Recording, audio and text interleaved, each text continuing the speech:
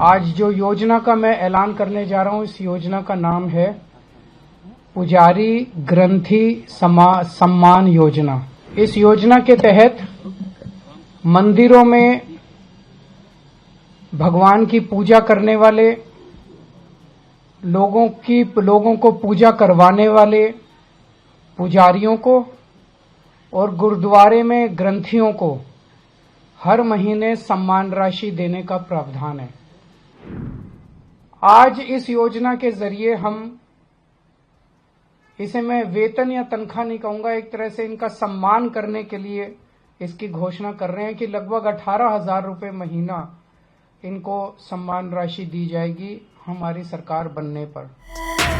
देश की राजधानी दिल्ली में विधानसभा का चुनाव होने में करीब 1 महीने का समय शेष बचा है। ऐसे में राजनीतिक पार्टियों के द्वारा चुनावी वादे भी अब किए जा रहे हैं और तमाम प्रकार की घोषणाओं का ऐलान भी किया जा रहा है। इसी कड़ी में दिल्ली की सत्ताधारी पार्टी आम आदमी पार्टी ने कल पुजारियों के लिए बड़ा घोषणा की है। आम आदमी पार्टी के प्रमुख अरविंद केजरीवाल ने पुजारी और ग्रंथियों के लिए नई योजना का घोषणा करते हुए पुजारी ग्रंथी सम्मान योजना को लॉन्च किया, जिसके तहत पुजारियों को 18,000 रुपए महीने सैलरी मिलेगी।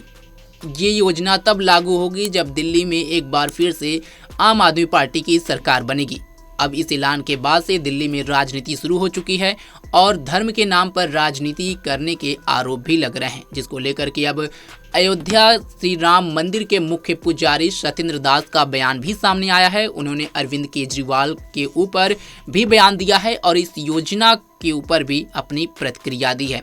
आप पहले सुनिए कि अरविंद केजरीवाल ने इस योजना को लेकर के क्या कुछ कहा, उसके बाद मुख्य पुजारी सत्येंद्र दास ने क्या प्रतिक्रिया दी। आज मैं एक बेहद महत्वपूर्ण घोषणा करने जा रहा हूं। ये उन लोगों के लिए है जिनका समाज के प्रति बहुत बड़ा कंट्रीब्यूशन होता है, लेकिन कभी भी समाज ने उनकी तरफ ध्यान नहीं दिया, किसी पार्टी किसी सरकार ने उनकी तरफ ध्यान नहीं दिया। आज जो योजना का मैं ऐलान करने जा रहा हूं, इस योजना का नाम है पुजारी ग्रंथी सम्मान योजना। इस योजना के तहत मंदिरों में भगवान की पूजा करने वाले लोगों को पूजा करवाने वाले पुजारियों को और गुरुद्वारे में ग्रंथियों को हर महीने सम्मान राशि देने का प्रावधान है। हम जानते हैं कि किस तरह से एक पुजारी हमारे सुख दुख सब में काम आता है।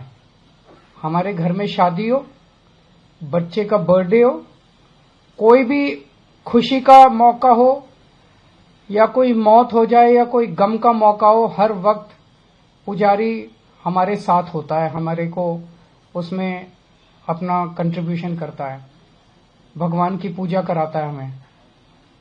ये वो तबका है जिसने सदियों से हमारी परंपराओं, हमारे रीति रिवाजों, इसको पीढ़ी दर पीढ़ी, एक तरह से जो गुरु शिष्य परंपरा पीढ़ी दर पीढ़ी इसने आगे बढ़ाया, हमारे संस्कारों को, हमारी रीति रिवाजों को, हमारे परंपराओं को। लेकिन इसने कभी भी अपने परिवार की तरफ ध्यान नहीं दिया और कभी भी हम लोगों ने इनकी तरफ ध्यान नहीं दिया। हम मंदिर जाते हैं, पूजा करते हैं, लेकिन कभी भी इनकी तरफ हमने ध्यान नहीं दिया। आज इस योजना के जरिए इसे मैं वेतन या तनख्वाह नहीं कहूंगा, एक तरह से इनका सम्मान करने के लिए इसकी घोषणा कर रहे हैं कि लगभग 18,000 रुपये महीना इनको सम्मान राशि दी जाएगी हमारी सरकार बनने पर। यह देश में पहली बार हो रहा है। आज तक कभी किसी पार्टी किसी सरकार ने ऐसा नहीं किया। ये पहली बार हो रहा है। जैसे दिल्ली में हमने कई काम पहली बार किए, स्कूल अच्छे किए पहली बार किए, अस्पताल अच्छे किए पहली बार किए, महिलाओं के लिए बस यात्रा फ्री करी पहली बार करी, ऐसे ये पहली बार हो रहा है। और मैं उम्मीद करता हूं कि भारतीय जनता पार्टी और कांग्रेस की सरकारें भी इससे सीख के अपने अपने राज्यों के अंदर पुजारियों और ग्रंथियों के सम्मान के लिए ऐसी योजनाएं लागू करेंगी। इस योजना का कल से रजिस्ट्रेशन चालू होगा।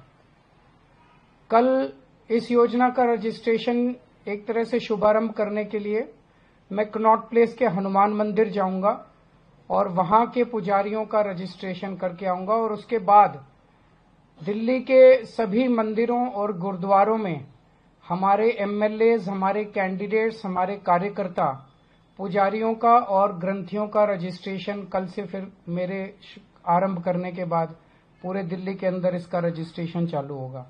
मेरी भारतीय जनता पार्टी से हाथ जोड़ के विनती है, जैसे उन्होंने पुलिस भेज के फर्जी केस करके महिला सम्मान को रोकने की कोशिश की लेकिन रोक नहीं पाए, हुआ रजिस्ट्रेशन, हो रहा है रजिस्ट्रेशन। उन्होंने संजीवनी योजना रोकने की कोशिश की, रोक नहीं पाए। इस तरह से ये कम से कम पुजारियों और ग्रंथियों की योजना को रोकने की कोशिश ना करें, बहुत पाप लगेगा। वैसे उन्होंने ऐसे ऐसे कर्म कर रखे हैं, पाप तो उनको लगेगा ही, लेकिन इससे और ज्यादा पाप लगेगा, भगवान भी नाराज होगा।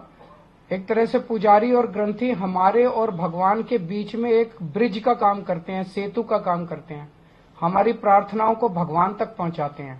तो अगर आप पुजारियों को तंग करोगे, ग्रंथियों को परेशान करोगे, उनके पास पुलिस भेजोगे, तो जाहिर तौर पे उनके मन से बद्दुआ ही निकलेगी। मान जो राशि होती है वो क्षणिक होती है, वो 1 महीना की होगी, 2 महीने की होगी, इसका कोई अवधि नहीं होती है।